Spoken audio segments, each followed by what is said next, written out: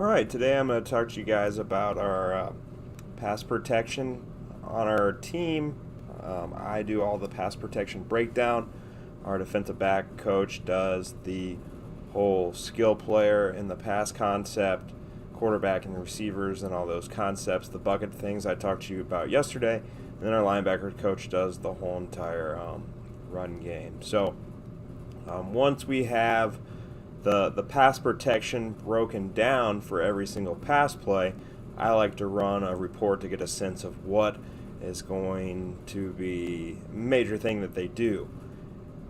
And then I use that metrics that I created, all right, the matrix, to be like, okay, all right, I'm getting 6-man combo blocks, so half man, half slide, or 6-man block.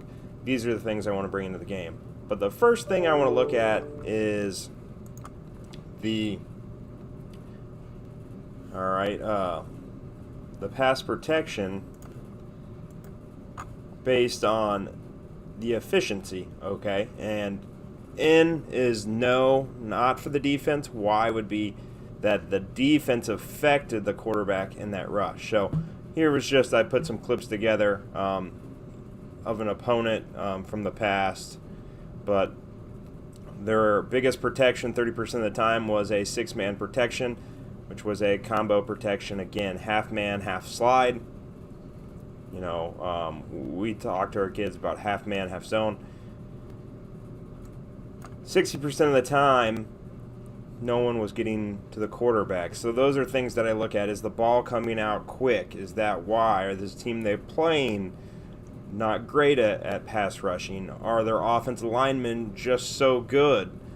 So I'll look at the 6 clips here that weren't effective, try to get a feel for if it falls into those categories, and then I want to look at the 6 ones that the pass rush was effective. So I'll go through and I'll say the rush got the quarterback off the spot. Okay, a sack is obviously pretty easy to figure out that you affected the quarterback, but he had to slide to the right or slide to the left. Again, some of these plays can be completions. The offense could go for a 50-yard bomb, but if your box guy's got the quarterback off that spot that he wants to throw the football from, that was an effective rush.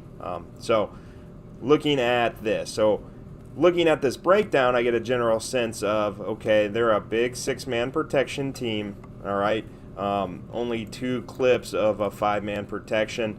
They'll do some different bootleg type things. It looks like they're going to have a few shot personnels in their system. They're going to run a little bit of screen, but primarily, all right, they're going to run a combo protection or a man protection, okay? So that's kind of my starting point.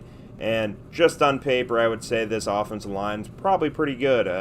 They're doing a nice job of making sure no one is getting to the quarterback. So then I go from there and I'll look at, okay, where's the quarterback finishing when he's throwing the football? And I'll break that down by the pass protection and then by a scheme, all right? And then this makes sense. When they drop back, run drop back packs, all right, 67% of the time that quarterback is finishing at 7 yards to throw the football. One time he got deep, one time he didn't get as deep. When it's quick game, all right, he's at 6 yards, that back foot's at 6 yards. So now I can tell my defensive linemen and my linebackers when they rush, all right, if the quarterback in shotgun catches the ball and he doesn't take a drop, we got to get to 6 yards. If that quarterback is catching the ball and he takes a drop, all right, we got to get another yard upfield to get to that back shoulder of the quarterback. So I'll go through and I'll look at this. Okay, shot protection makes sense. That his back foot finished at 8 yards. And, you can even go 7.5 or, 7 and 0.75 to get crazy. So I'll get a general sense of this to tell our defensive linemen how deep they need to get in the rush. So then what I want to do is I want to break down figure out where that slide, that man protection is in the combo. So for this example, 80% of the time the man side of that combo protection was to the boundary, and 20% of the time that man protection was to the field. So that is combo protection. So these next few categories, I'm trying to determine what is their tendency. So that is field boundary, man side. Again, if it's a man protection, there's no, every side's a man side. So some of this isn't applicable. This would only be applicable on the combo protection. All right. The next thing I'll look at is right-left. So if I was looking at tendencies, this team doesn't have a right-left man-side protection. Right now, I would say their biggest tendency is that boundary side protection, all right? So right-left, again, the man side to the right-left. If you're going off of that tendency, that's not going to be great. All right, do they man to the 3 technique, the tackle, or do they man to the nose? And then, were they in a man combo protection versus a certain odd front or a 6-down even front, or we call the double 2 eyes or double shades and in front. As I look through this, I'm not finding a tendency. The one tendency I do look and I find is, the 6-man protection is an odd, so I can get them into man protection. If I go odd, it looks like there's still a tendency that they could do the combo protection when I'm odd, but knowing if you want to bring in some odd front and all you're going to do is play odd, well, maybe you shouldn't study as much combo protection as you're looking at that. So I have a pretty good feel right now. If I were to take the 3 tendencies, I'm going to go with the boundary man side tendency, okay? Now, the last thing we'll look at is whether the man protection was to the tailback or away from him, okay? T for 2, A away. So, I would say 90% of the time, the man section was to that tailback. That gives me a better sense of, I thought it was to the boundary, okay? But the 90% is to the tailback. Now, most of the time that tailback's going to be lined up the boundary, so you're using those tendencies together to help you out in terms of that.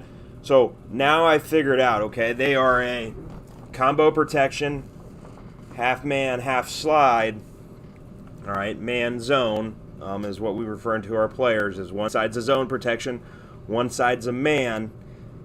If I go into an even front, I can expect that man protection to be to the tailback, most likely, and to the boundary. So if I were to set my best players, I would want to put my best players in a 4-down rush to the tailback or to the boundary in pass rushing situations, all right, and then tell them that they need to get to 7 yards deep versus drop back, and then versus quick game, we're probably not going to get there. So when that 40% of the time happens, we want to get there. Now, I can also get into an odd front and get man protection, and I can work my man protection beaters. All right. Again, you can follow me on YouTube. All right, and subscribe. All these videos get archived there. I got some courses on CoachTube about stopping RPOs. I'm going to put up some other different things. And again, you can follow me on Twitter at Coach Nick Davis and at Spread Defense. Have a great weekend.